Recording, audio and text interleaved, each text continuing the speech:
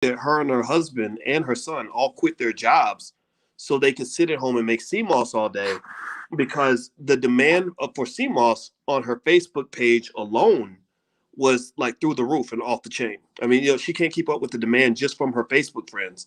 And so the big thing about um, things like paying off debt and things like that is to kind of know that the best way to really deal with a lot of debt is to learn how to make money. If you learn how to make more money, then then the debt is not an issue anymore.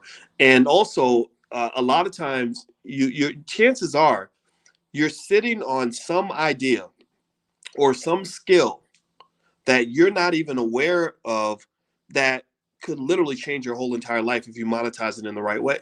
Like you're sitting on your gold mine right now, most likely. Chances are you are.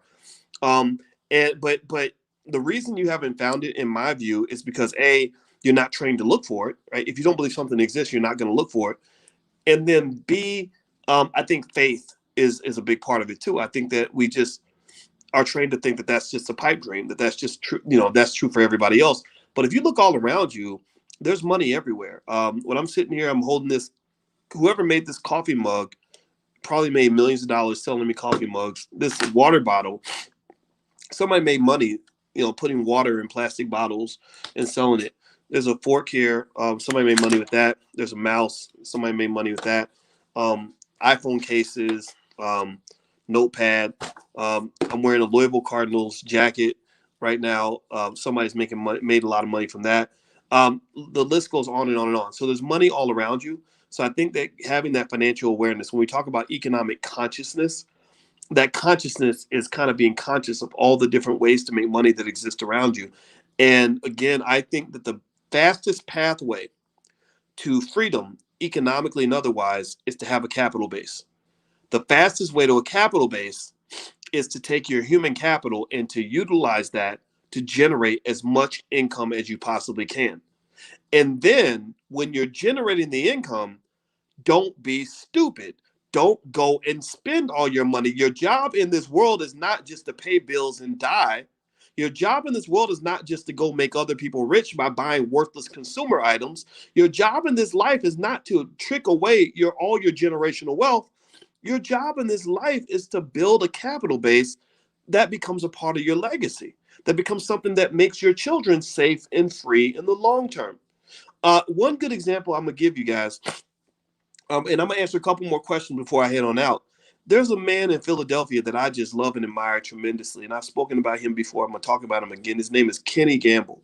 Kenny Gamble is a guy you may know because he's in the Rock and Roll Hall of Fame, because he was with a duo called Gamble and Huff. Gamble and Huff created the basically, for Philadelphia, they were where Berry Gordy was for Motown.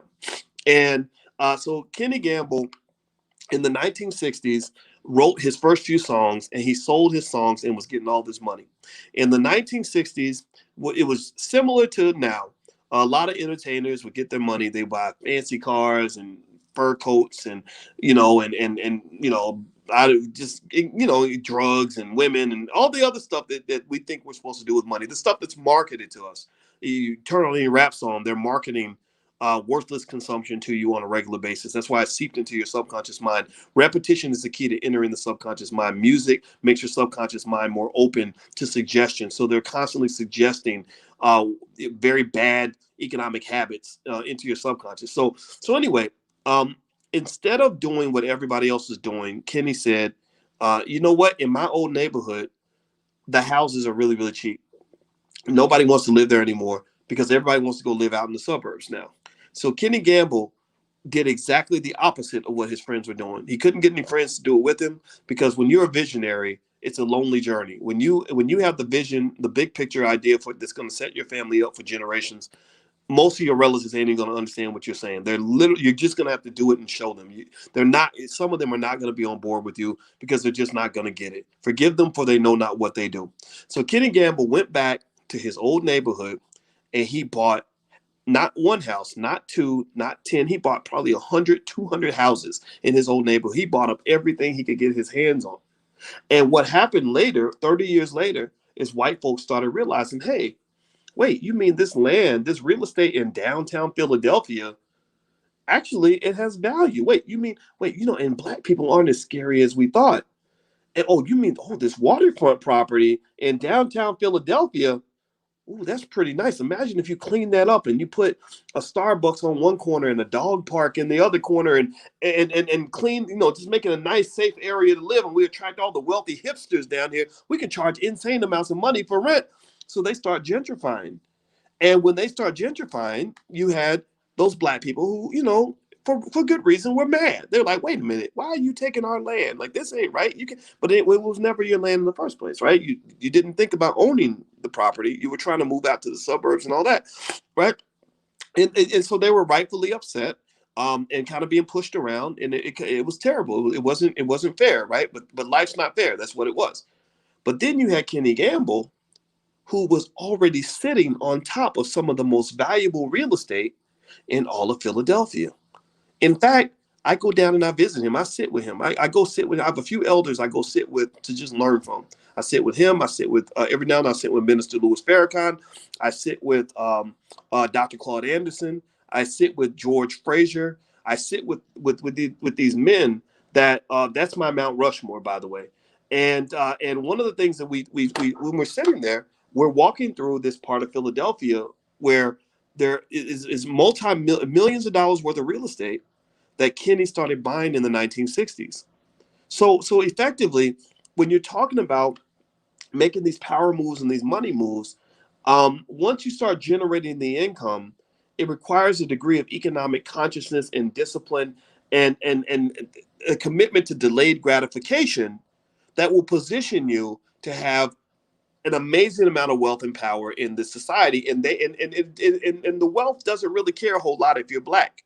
It just doesn't. I'm a rich black man, and I can tell you, I don't feel oppressed almost anywhere that I go. I just don't.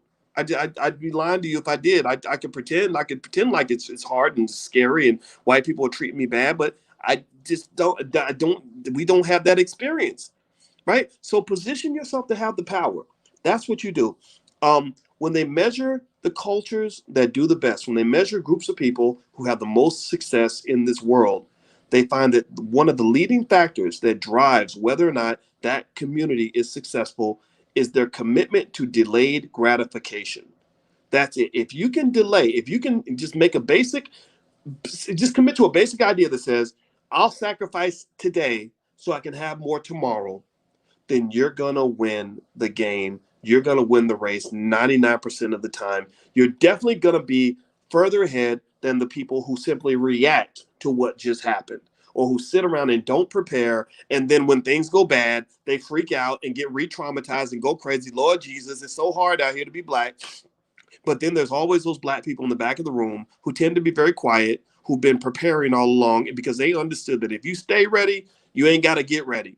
When I was in graduate school, when I was in undergrad, I don't mind people making fun of me. I get cyber bullied a lot. There's a lot of people that make fun of me online, and they make fun. It's okay. I'm used to. I've been a nerd my whole life, and so they make fun of me online. And the reason it doesn't bother me is because I've been getting made fun of my whole life, and I've come to embrace that. And and so the reason I used to get made fun of 20 years ago was because when I was 27 years old, I wasn't out partying, I wasn't out tricking and getting into stupid situations. I wasn't out running around, claiming that I was a victim. You know what I was doing?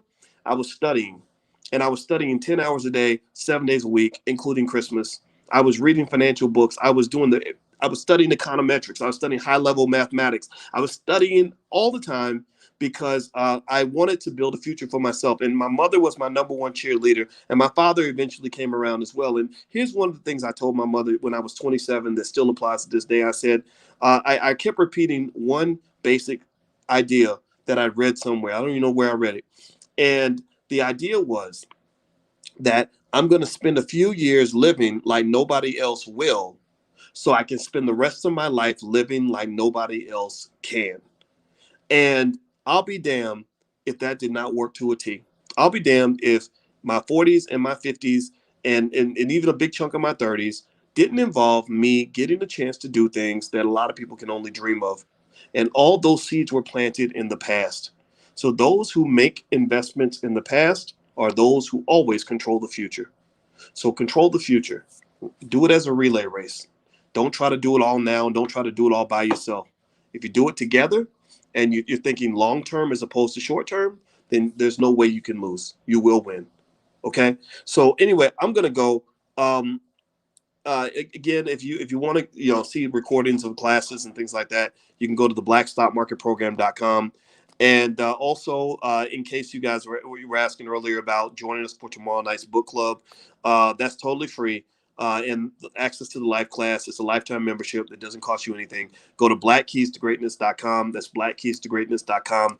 Right now, we're covering Black Labor, White Wealth. We're going to be covering this book for months. After we finish Black Labor, White Wealth, we're going to jump to Powernomics. We're going to go through that in extreme detail. And then we're going to cover the Black History Reader, because we need to know our history. And Dr. Claude Anderson has taught that in a way that should be taught in every school in America. I'm not one of these people arguing about critical race theory and all that. No disrespect to that. But I'm the guy who says, let's develop our own critical race theory and let's teach it to each other so that we can control the entire narrative. I don't really need white people to teach me much of anything. I'd rather be, if anything, I need to be teaching them. So that's just what it is. The website is blackkeystogreatness.com. If somebody could type that in, I'd appreciate it. So I'm going to go and take a nap, guys. After I do these long conversations, I get a little bit sleepy. So I'm going to go get my afternoon nap. So God bless you. And it was great talking to you. And I hope this conversation was helpful to you. I'll see you guys next week. Take care. Bye-bye. Peace.